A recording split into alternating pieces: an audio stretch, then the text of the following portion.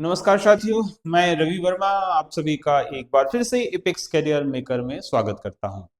हम लोग बीएसीसी के द्वारा आयोजित जितनी भी परीक्षाएं हैं, उन सभी प्रश्नों को एक एक करके देख रहे हैं। पीवाईक्यू सीरीज लगातार चलता रहेगा जब तक कि बीएसीसी की सभी प्रश्न हम लोग हल ना कर ले।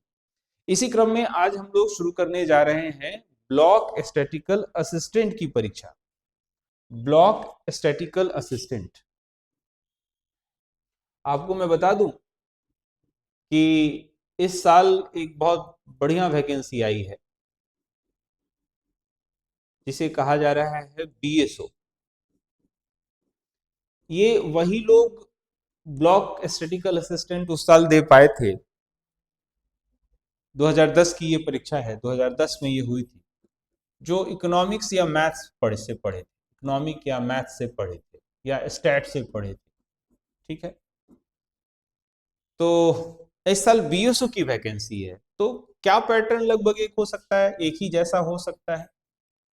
देखेंगे, लगभग मामला यह है कि उस साल इकोनॉमिक्स के लिए एक अलग सेगमेंट रखा हुआ था, इस साल जीएस ही रखा हुआ है, तो क्या जीएस में ही इकोनॉमिक्स पढ़ा दे, हो सकता है। इस हिस्से में हम लोग कोई 70-75 क्वेश्चन करेंगे जो जनरल स्टडीज से है। जो जीएस का सेक्शन है वो अभी हम लोग यहाँ पर करने जा रहे हैं। हालांकि मैं आपको बता दूं कि जिस दिन बीएसओ की परीक्षा का डेट आएगा उसी दिन हम लोग स्पष्ट रूप से एक ब्लूप्रिंट लेकर आएंगे और आपको जल्द से जल्द, हालांकि बैचेस चल रहे हैं, अगर आप चाहें तो जुड़ सकते हैं। बीएसओ को लेकर हमारा स्पेशल एफर्ट रहेगा, बीएसओ को लेकर हम लोग स्पेशल एफर्ट लेने वाले हैं, क्योंकि ये परीक्षा तुरंत होगी, मार्च के बाद या मार्च में भी हो सकती है। ज्यादा वैकेंसी नहीं है, 700 के आसपास वैकेंसी है, तो ज्यादा लोग अप्लाई भी नहीं किए। सीजीएल और इंटर लेवल में थोड़ा विलंब भी हो सकता है, लेकिन ये तुरंत होगी। ठीक है, चलिए शुरू करते हैं बिना देर किए हुए। पहला सवाल, वंदे मातरम गीत किस विद्रोह का चित्रण किया गया है। आपको मैं बता दूं कि वंदे मातरम तो मेरा गेस भी है कि इस साल बीएसएससी यहां से सवाल लेगा। क्यों? क्योंकि 2025 में वंदे मातरम के पूरे हुए 150। ठीक है, तो इसका पूरे सेलिब्रेट भी किया गया है, तो आपको ध्यान में रखना चाहिए, यहां से सवाल तो बनेगा। ठीक है, वंदे मातरम जो था वो सन्यासी विद्रोह से लिया गया था। सन्यासी विद्रोह बंकिम चंद्र चटर्जी के द्वारा एक पुस्तक लिखी गई थी, है ना। बंकिम चंद्र चटर्जी की जो पुस्तक थी वहां से ये लिया गया, आनंद मठ से लिया गया था, आनंद मठ से लिया गया था, आनंद मठ। ठीक है, संस्कृत भाषा में लिखा गया था ये पूरा का पूरा। आश्चर्यजनक है, ये पूरी पुस्तक जो है वो बंगाली भाषा में, बंगाली भाषा, लेकिन ये जो वंदे मातरम वाला जो हिस्सा है वो संस्कृत। सुजलाम सुफलाम जैसे तलाम वंदे मातरम, आपको याद होगा। ठीक है, चलिए आगे बढ़ते हैं। अगला प्रश्न है, भारतीय संविधान में किस आधार पर आरक्षण प्रदान किया जाता है। अब तो इस सवाल को थोड़ा चुनौती भी दिया जा सकता है। क्यों? अभी आपको पता होगा कि वर्तमान में जाति के आधार पर आरक्षण है, क्योंकि ऐसा माना गया कि जाति के आधार पर बहुत सारे भेद थे, सामाजिक भेद थे, तो जाति का आधार बनाया गया। लेकिन ईडब्ल्यूएस जो है, ईडब्ल्यूएस जो 10% आरक्षण है, 10%, वो क्या है बाबू? आर्थिक, आर्थिक रूप से पिछड़े वर्ग की, इकोनॉमिक वीकर सेक्शन। ठीक है, तो जाति पहले था, थोड़ा आर्थिक है। क्या ये परिवर्तन हो सकता है? परिवर्तन हो रहा है, आने वाले समय में इसका उत्तर मिलेगा। बहरहाल ये दो पक्ष है। आगे बढ़ते हैं। किस खिलाड़ी को उत्तर प्रदेश का पहला काशीराम खेल रत्न अवार्ड मिला? तो ये करंट अफेयर से सवाल मिला था, एक आरपी सिंह है, बॉलर थे, बॉलर आरपी सिंह, उनको मिला था। कितनी दफा फुल फॉर्म नहीं पता होता है और सवाल छूट जाता है, रुद्र प्रताप सिंह या आरपी सिंह। ठीक है, अगला प्रश्न, यूरो 11 नाक्स का संबंध किस क्षेत्र से? ये भी करंट अफेयर से सवाल पूछा गया था। प्रदूषण नियंत्रण, प्रदूषण नियंत्रण से इसका संबंध है। प्रदूषण नियंत्रण करंट अफेयर से सवाल था, प्रदूषण नियंत्रण 2010 की परीक्षा है, उसके आसपास में जो न्यूज में था वहां से सवाल किया। महात्मा गांधी को किसने सबसे पहले राष्ट्रपिता से संबोधित किया था? तो सुभाष चंद्र बोस। गांधी और बोस में डिफरेंसेस बहुत थे। आपको मैं बताऊं कि सुभाष चंद्र बोस जो है वो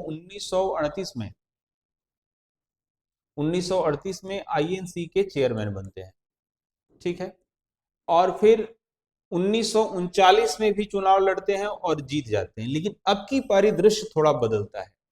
जो चुनाव होता है उसे बोला जाता है, एक जगह है त्रिपुरी, वहां पर, अभी त्रिपुरा मत समझ लीजिएगा, त्रिपुरी अलग जगह है। और उस समय गांधी के कैंडिडेट के रूप में पट्टाभी सितारमैया, पी सितारमैया खड़े होते हैं। लेकिन चुनाव में पट्टाभी सितारमैया की हार होती है और बोस जीत जाते हैं।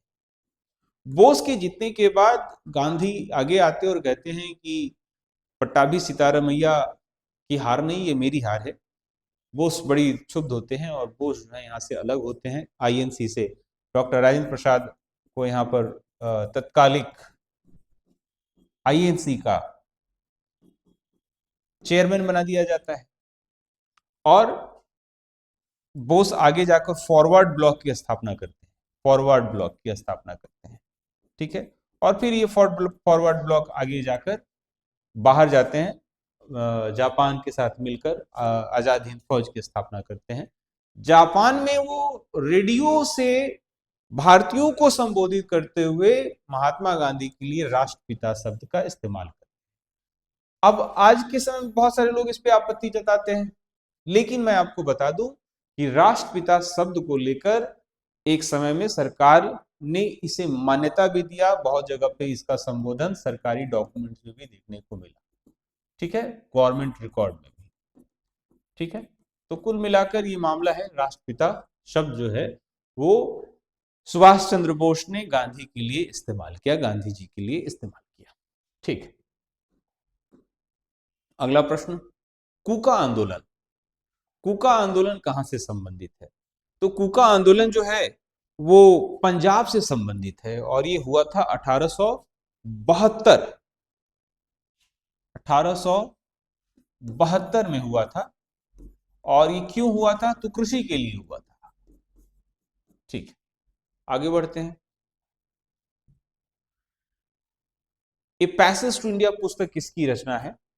ईएम फोस्टर की रचना है। ये एक पत्रकार है, ये एक पत्रकार हैं। इन्होंने अपने भारत में रहने के साथ जो उनके अनुभव थे उन्होंने लिखा था। एक बड़ा इंटरेस्टिंग है, इस ऑप्शन में नाम इसलिए मैं बता दूं, नीरज सी चौधरी, भारतीय व्यक्ति हैं। इन्होंने एक किताब लिखी थी, a passage to London, a passage to ए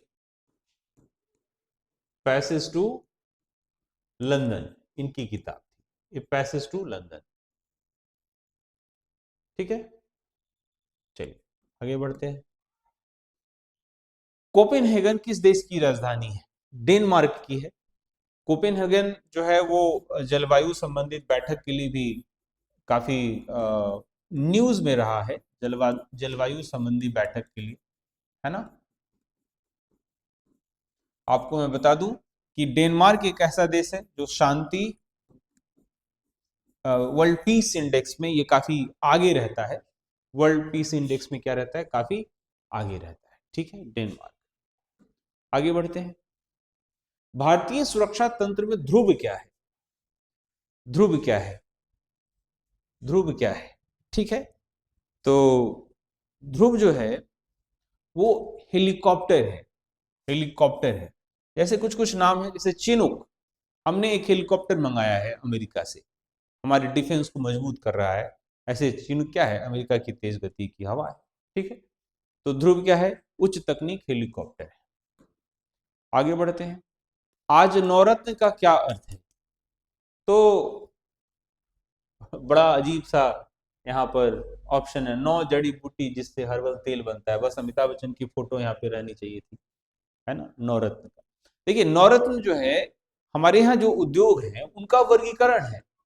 हमारे यहाँ जो उद्योग है जो वेल परफॉर्म्ड है, नवरत्न है, इससे ऊपर महारत्न है ना, और नवरत्न से नीचे मिनी रत्न।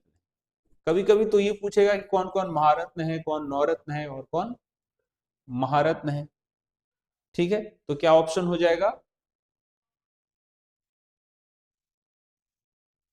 केंद्रीय लोक उद्यम विभाग द्वारा कंपनियों को दिया गया दर्जा। सी नंबर विकल्प हो जाएगा आंसर। ठीक है, चलो आगे बढ़िए। सारनाथ स्थित स्तंभ का निर्माण किसने करवाया था? अशोक ने। सारनाथ कहाँ? अशोक ने। जब आप बनारस जाएंगे तो बनारस से कोई 10 किलोमीटर दूरी पर सारनाथ का स्तंभ है। ठीक है। हरिजन बंधु नामक पत्रिका का नाम बदलकर क्या रखा गया? हरिजन। हरिजन। आपको मैं बता दूं, ये यंग इंडिया लिखा है, ये भी गांधी जी के द्वारा प्रकाशित होता था। आगे जाकर 1932 में पूना समझौता के बाद, पूना समझौता के बाद, पूना समझौता किसके बीच में? नेहरू और अंबेडकर, सॉरी गांधी और अंबेडकर के बीच, गांधी और अंबेडकर। तो हरिजन जो शब्द है मतलब होता है हरि, मतलब ईश्वर, ईश्वर के व्यक्ति। ठीक है, हरिजन बंधु। चलिए अगला। किस भारतीय भाषा को बोलने वाले लोगों की संख्या विश्व में हिंदी के बाद सबसे अधिक है? इंटरेस्टिंग सवाल है। बांग्ला। आपको मैं एक और यहां पर इंफॉर्मेशन दे दूं कि 3 ऐसी भाषा है जो यूएन में प्रस्तावित है कि उसे आधिकारिक भाषा की सूची में शामिल किया जाए, और उनमें से एक भाषा है तुर्की, और दूसरी भाषा है हिंदी, और तीसरी भाषा है बांग्ला। बांग्ला विश्व में 7वीं सबसे ज्यादा बोली जाने वाली भाषा है बांग्ला। बांग्ला साहित्य बहुत रिच है। ठीक है, चलते हैं। शब्द इड से संबंधित है। शब्द इड से संबंधित है। इड को बोलते हैं आत्ममोह। इड को बोलते हैं आत्ममोह। इस तरीके के भी प्रश्न पूछे जा सकते हैं, रैंडम। चलिए अगला। स्वर्णिम चतुर्भुज योजना। तो भारत के जो 4 बड़े शहर थे, चेन्नई, मुंबई, कोलकाता और दिल्ली, इन चारों शहर के अलावा जो मार्ग में अन्य शहर आ गए, जैसे कि अहमदाबाद, पुणे, इनको भी सड़क मिलेगा। तो स्वर्णिम चतुर्भुज योजना जो है वाजपेयी जी के समय में आई थी। वाजपेयी जी भारत के जब प्रधानमंत्री थे, एनडीए, ठीक है, नेशनल डेमोक्रेटिक अलायंस, तो उस समय एक परियोजना आई थी स्वर्णिम चतुर्भुज योजना। अब इसी से जुड़ा हुआ भारतमाला परियोजना। कमेंट करके बताइए तो भारतमाला परियोजना के बारे में। भारतमाला परियोजना कमेंट कीजिए, कमेंट कीजिए ताकि पता चल सके आप देख रहे हैं नहीं देख रहे हैं क्या है, और पार्टिसिपेट कीजिए। यूं ही देख के छोड़ मत दीजिए, उससे बेहतर मत देखिए। चलिए आगे। निम्नलिखित में से किसने दीन इलाही धर्म को स्वीकार किया था? दीन इलाही धर्म क्या था भाई? 1882 ईस्वी में अकबर के द्वारा शुरू किया गया था। किसके द्वारा शुरू किया गया था? अकबर के द्वारा। धर्म से संबंधित था। तो बीरबल, यहाँ पे गड़बड़ टाइपिंग है। बीरबल जो है वो हिंदू शासक थे। ठीक है, और मतलब नवरत्नों में से एक थे।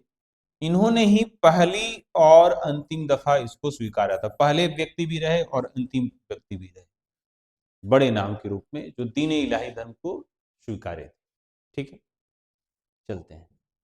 अगला प्रश्न है, national gallery of modern art कहाँ स्थित है? नई दिल्ली में स्थित है। ठीक है, निम्नलिखित में कौन खरीफ फसल नहीं है? टाइपिंग एरर, थोड़ा ध्यान दीजिएगा। खरीफ, तो देखिए रवि फसल जो है वो जाड़े के समय में, खरीफ गर्मी के समय। ठीक है, गर्मी के समय में। ठीक है, तो देखिए यहां पर चावल होना चाहिए था, मतलब धान। रवि फसल है मक्का, कपास ये सभी रबी हैं। बासिम ये जो है वो चारा फसल है, चारा फसल। यहाँ पर टाइपिंग थोड़ा और बढ़िया होना चाहिए था।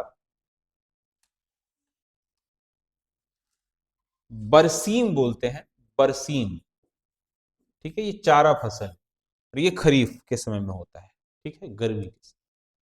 चलिए आगे चलते हैं।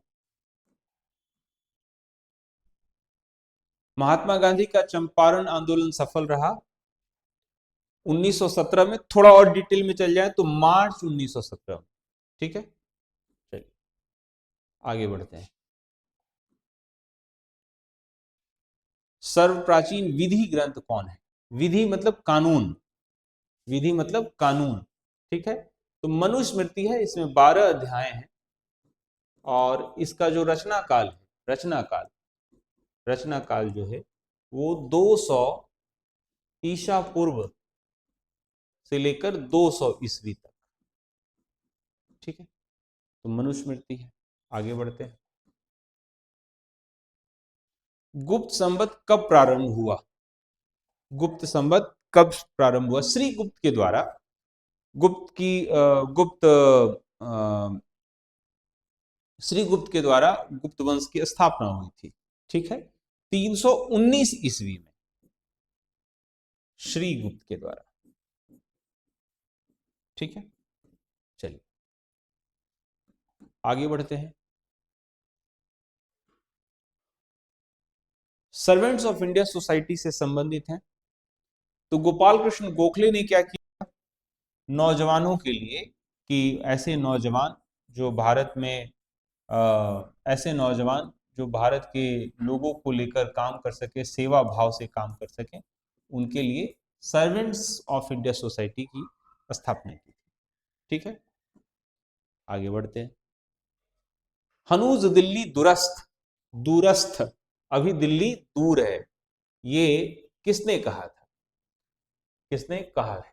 ठीक है, तो ये निजामुद्दीन औलिया, इनकी दरगाह जो है दिल्ली में है, निजामुद्दीन नाम से एक स्टेशन भी है। इन्होंने मोहम्मद बिन तुगलक के लिए कहा। मोहम्मद बिन तुगलक थोड़ा सनकी मिजाज का आदमी था और ये चिश्ती संप्रदाय के एक सूफी संत थे, सूफी संत। ठीक है, तो मोहम्मद बिन तुगलक ने कहा कि आपको दिल्ली छोड़कर जाना चाहिए, आपको नहीं रहने देना है क्योंकि आप सत्ता का विरोध कर रहे हैं। तो इन्होंने कहा कि ठीक है, तुम्हारे लिए दिल्ली दूर है, अनुज दिल्ली दूरस्थ। इसका मतलब है कि तुम दिल्ली नहीं आ सकते हो। और एक बड़ा इंटरेस्टिंग बात हुई कि मोहम्मद बिन तुगलक की यह सोच सुनकर ताव में आ गया और वो चल पड़ा अपने लाव लश्कर के साथ निजामुद्दीन औलिया जहां रहते थे वहां। और निजामुद्दीन औलिया दिल्ली के पहले ही एक जगह पर मोहम्मद बिन तुगलक अपने लाव लश्कर के साथ ठहरा हुआ था और जहां ठहरा हुआ था वहां एक भवन का हिस्सा उसके शरीर पर गिर गया और वो वहीं मर गया। तो निजामुद्दीन औलिया के श्राप के रूप में भी ये शब्द इस्तेमाल किया जाता है। ठीक है, अगला प्रश्न है, गुप्त वंश का संस्थापक कौन है? श्री गुप्त, अभी हम लोग देख रहे थे। ठीक है, आगे बढ़ते हैं। तोलकपियम ग्रंथ संबंधित है। तोलकपियम ग्रंथ जो है वो व्याकरण से संबंधित है। आपको मैं बता दूं कि अगस्त एक ऋषि थे। ठीक है, अगस्त ऋषि के शिष्य थे, उनकी ये पुस्तक है जो व्याकरण से संबंधित थी, तोलकपियम। ठीक है, आगे बढ़ते हैं।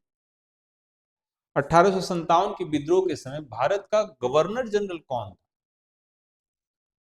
1857 के समय में गवर्नर जनरल कौन था? और अब मैं बताऊं कि ये आखिर गवर्नर जनरल था और पहला वायसराय था, कैनिंग।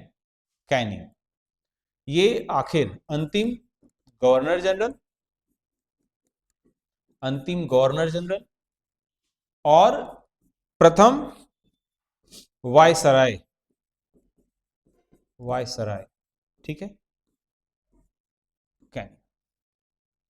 अगले प्रश्न की ओर आगे बढ़ते हैं। अगला प्रश्न है, किसके शासन काल में सबसे अधिक मंगोल आक्रमण हुए? तो सबसे अधिक मंगोल आक्रमण अलाउद्दीन खिलजी के समय में हुआ। अलाउद्दीन खिलजी के समय में लगभग 6 से 7 बार मंगोल आक्रमण हुए और सबका इसने मुंहतोड़ जवाब दिया, सबका इसने मुंहतोड़ जवाब दिया। अंत में अलाउद्दीन खिलजी को इसी के एक विश्वास पात्र ने विश्वासघात करके मारा। ठीक है। दक्षिण भारत का सर्वोच्च पर्वत क्या है? दक्षिण भारत का अन्नाईमुड़ी, अन्नाईमुड़ी, यहां पे टाइपिंग एरर है, अन्नाईमुड़ी। ठीक है।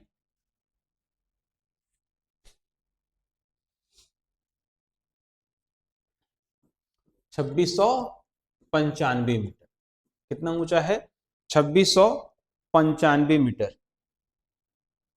ठीक है, चलते हैं आगे बढ़ते हैं। एक कमेंट बताएं, कमेंट कीजिए। भारत का सबसे बड़ा, भारत का सबसे बड़ा, दो होता है, एक पीओके में पड़ता है और एक जिसपे हमारे टेरिटोरियल है। तो बताइए कि पीओके में कौन और ऐसे कौन? कमेंट कीजिए, कमेंट कीजिए। चलिए आगे बढ़ते हैं। काराकोरम पर्वत श्रेणी का पूर्ण नाम क्या है? काराकोरम श्रेणी का पूर्ण नाम क्या है? पुराना नाम क्या है ऐसा होना चाहिए। तो कृष्णगिरी बोलते हैं, कृष्णगिरी। इसके काले रंग की वजह से ऐसा इस्तेमाल किया जाता है, काले रंग की वजह से इसका नाम कृष्णगिरी।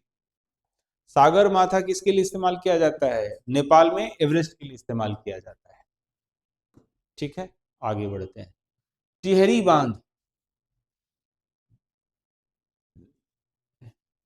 टिहरी बांध किस राज्य में है? टिहरी बांध किस राज्य में है? तो उत्तराखंड में है। टिहरी बांध कहां पर है? उत्तराखंड में है, भागीरथी नदी पर, भागीरथी नदी पर, भागीरथी नदी पर है टिहरी बांध।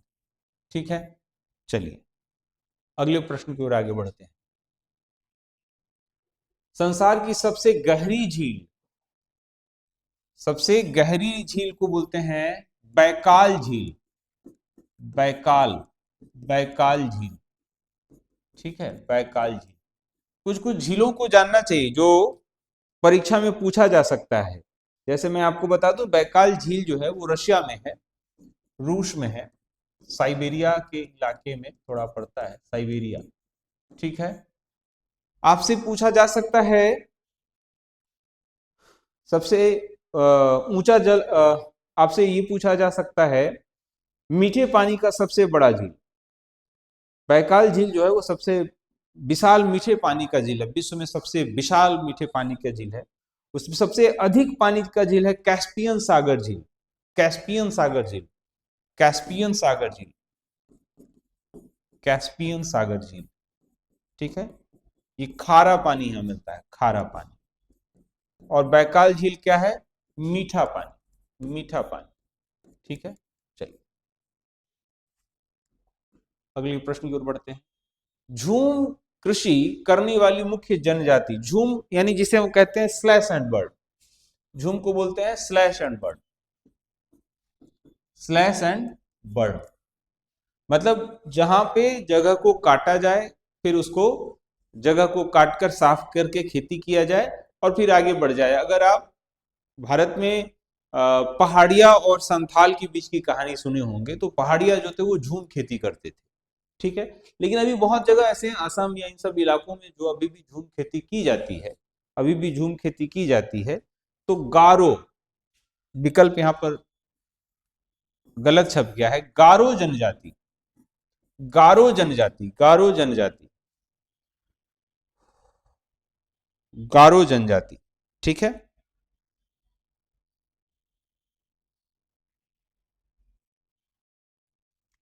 चलिए आगे बढ़ते हैं। बांग्लादेश की सीमा से मिलने वाला राज्य त्रिपुरा है, त्रिपुरा, त्रिपुरा तीन तरफ से, तीन तरफ से बांग्लादेश से घिरा हुआ है, तीन तरफ से बांग्लादेश से घिरा हुआ है। बांग्लादेश अभी न्यूज में भी है, सवाल में आ सकता है। कोई विधेयक को कोई विधेयक को धन विधेयक होने का अंतिम निर्णय कौन देता है? धन विधेयक तो लोकसभा का अध्यक्ष करेगा। टाइपिंग एरर थोड़ा ज्यादा है, इसमें ध्यान दीजिएगा। लोकसभा का जो अध्यक्ष है, लोकसभा का अध्यक्ष वो क्या करेगा? लोकसभा का अध्यक्ष जो होगा वो धन विधेयक होने का अंतिम निर्णय करेगा, अनुच्छेद 110। ठीक है, धन विधेयक से संबंधित बहुत सारे सवाल पूछे जाते हैं। धन विधेयक किसके पूर्वानुमान पर आएगा, किसके अनुमति पर आएगा? राष्ट्रपति के पर।